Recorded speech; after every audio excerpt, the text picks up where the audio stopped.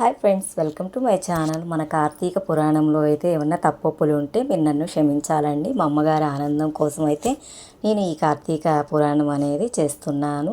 మా అమ్మగారి ఆశీస్సులతో పాటు మీ అందరి సపోర్ట్ కూడా నాకు ఉంది కాబట్టి చేయగలుగుతున్నాను. అందరికీ పేరు పేరున ధన్యవాదాలు అయితే తెలియజేస్తున్నాను.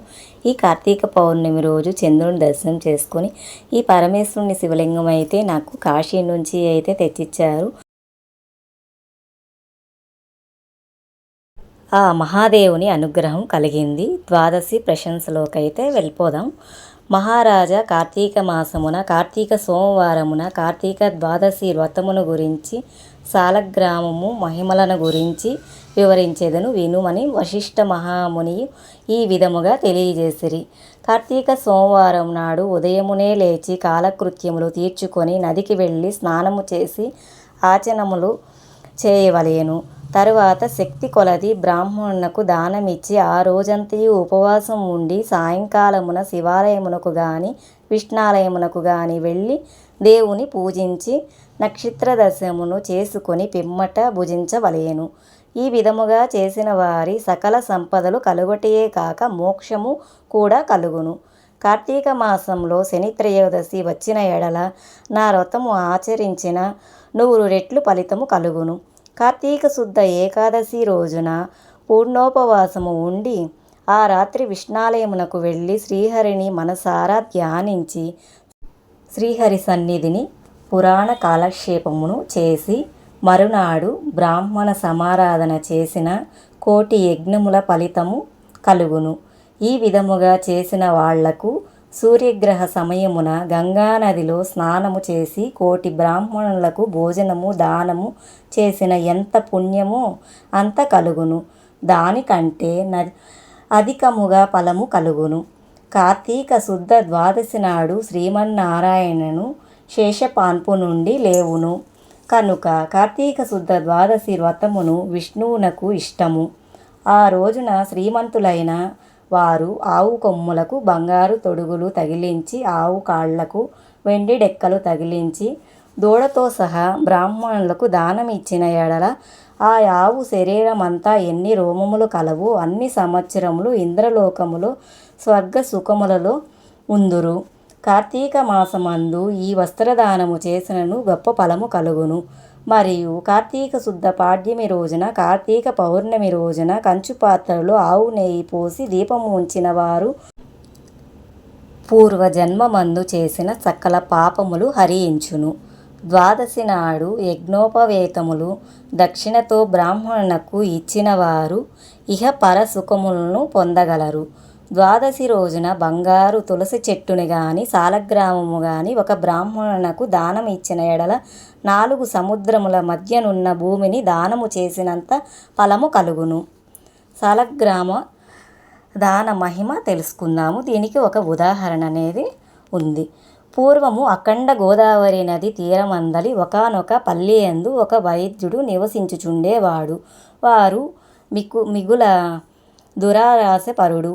నిత్యము ధనమును కూడపెట్టుచు తను అనుభవించక ఇతరులకు పెట్టక బీదలకు దాన ధర్మములు చేయక ఎల్లప్పుడూ పరనిందలతో తానే గొప్ప శ్రీమంతుడిగా విర్రవీగుచు ఏ జీవికి కూడా ఉపకారము చేయక పరుల ద్రవ్యములను ఎటులను అపహరించుచు యను తలంపుతో కుళ్ళు కుతంత్రాలతో కలిగి కాలము గడుపుచుండెను.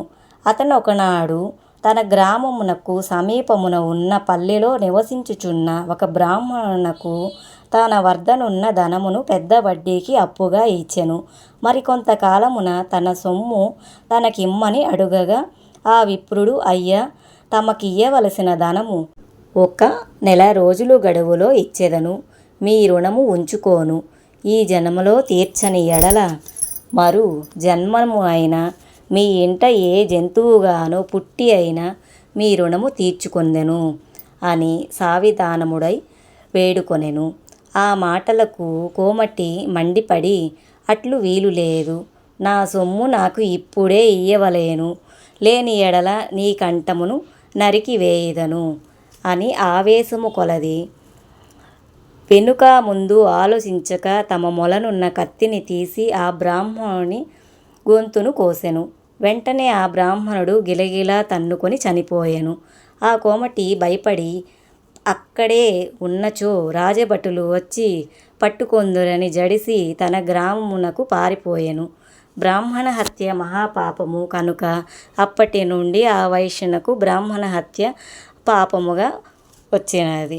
కుష్టి వ్యాధి కలిగి నానా బాధలు పడుచు మరికొన్నాళ్లకు మరణించెను.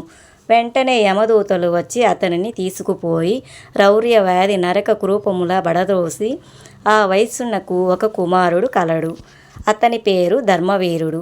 ఆ పేరునకు తగినట్లుగానే తండ్రి సంపాదించిన ధనమును దాన ధర్మములను చేయుచు పుణ్య కార్యక్రమములను చేయుచుండెను.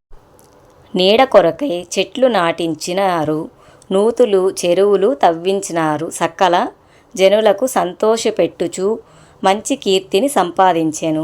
ఇట్లుండగా కొంతకాలమునకు త్రికోల సంచారిణి అయిన నారదుల వారు యమలోకము దర్శించి భూలోకమునకు వచ్చి దోవలో ధర్మవీరుని ఇంటికి వచ్చెను. ధర్మవీరుడు నారదుల వారికి సాష్టాంగ నమస్కారము చేసి విష్ణుదేవునిగా భావించి సకల మర్యాదలు పూజలు చేసి సత్కరించి చేతులు జోడించి, మహానుభావ, నా పుణ్యం కొలది నేను తమ దర్శనము లభించినది. నేను ధన్యుడను. నా జన్మ తరించినది. నా ఇల్లు పావనమైనది. శక్తి కొలది నేను చేయు సత్కార్యములు స్వీకరించి తమరు వచ్చిన కార్యమును చెప్పమని వేడుకొనగా అంతటా నారదుల వారు చిరునవ్వు నవ్వి, ఓ ధర్మవీర, నేను నీకొక హితము చెప్పదలచితిని. అందుకు వచ్చినాను. శ్రీ మహావిష్ణువునకు కార్తీక మాసంలో శుద్ధ ద్వాదశి మహాప్రీతికరమైన దినము. ఆ రోజున స్నానము, దానము, జపాదులు లేనివి చేసినను అత్యంత ఫలము కలుగును. 4 జాతులలో ఏ జాతి వారైనను స్త్రీ అయినా, పురుషుడైనా, జారుడైన, చోరుడైన, పతివ్రతలైన, వ్యభిచారిణి అయిన కార్తీక శుద్ధ ద్వాదశి రోజున సూర్యుడు తులారాశి యందు అట్లు చేసి నీ తండ్రి రుణము తీర్చుకొను అని చెప్పాను.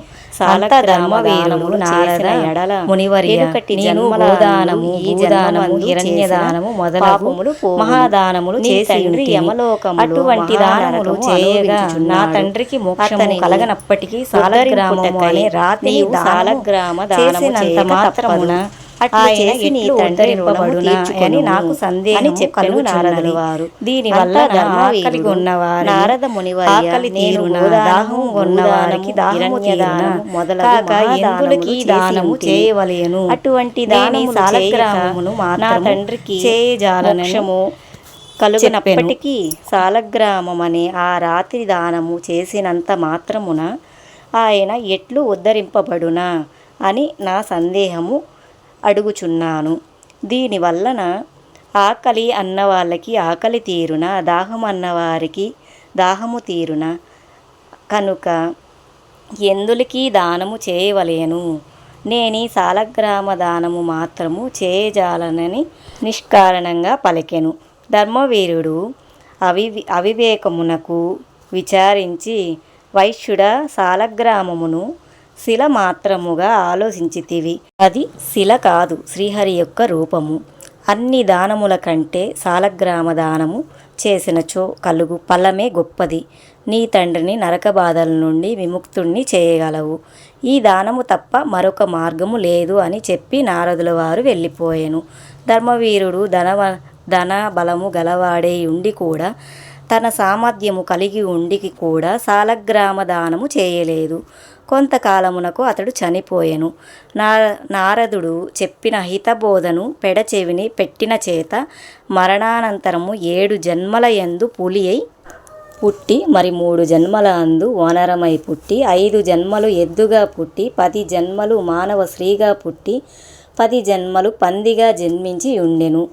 అట్లు జరిగిన తరువాత 11వ జన్మలో ఒక పేద బ్రాహ్మణి ఇంట స్త్రీగా పుట్టగా ఆమెకు యవ్వన కాలము రాగా ఆ పేద బ్రాహ్మణుడు ఒక విద్వాంసునకు ఇచ్చి పెండ్లి చేసెను. పెండ్లి అయిన కొంతకాలమునకు ఆమె భర్త చనిపోయెను. చిన్నతనమందే ఆమెకు అష్ట కష్టములు సంభవించినందులకు తల్లిదండ్రులు బంధువులు చాలా దుఃఖించితిరి. తండ్రి ఆమెకు ఈ విపత్తు ఎందువలన కలిగెను అని దివ్య దృష్టితో గ్రహించి వెంటనే ఆమె చేత సాలగ్రామము దానము చేయించును. నాకు బాల వైద్యత్వమునకు కారణమైన పూర్వజన్మ పాపములు నశించుగాన అని చెప్పించి సాలగ్రామ దానమును దారబోయించెను. ఆ రోజు కార్తీక సోమవారము అగుట వలన ఆ సాలగ్రామ దాన ఫలముతో ఆమె భర్త జీవించెను. పిదప ఆ నూతన దంపతులు చిరకాలము సకల సౌఖ్యములతో జీవించిరి. జన్మానంతరము స్వర్గమున కలిగిరి. మరి కొంతకాలమునకు ఆ బ్రాహ్మణ పుత్రిక మరొక బ్రాహ్మణుని ఇంట కుమారునిగా పుట్టి నిత్యము సాలగ్రామమును చేయుచు ముక్తి పొందెను. కావున ఓ జనక, కార్తీక శుద్ధ ద్వాదశి రోజున సాలగ్రామ దానమును చేసిన ధన ఫలము ఇంత అంతా కాదు, ఎంతో ఘనమైనది. కావున నీవును ఆ సాలగ్రామ దానమును చేయుము. సాలగ్రామ దానము గురించి వశిష్ఠుల వారు మనకి ఎంతో గొప్పగా తెలియజేశారు. ఈ కార్తీక మాసంలో పుణ్యఫలము ఆచరించే అదృష్టాన్ని మనకి ప్రసాదించారు. ఓం నమః శివాయ. మళ్ళీ నెక్స్ట్ వీడియోలో కలుద్దాం ఫ్రెండ్స్.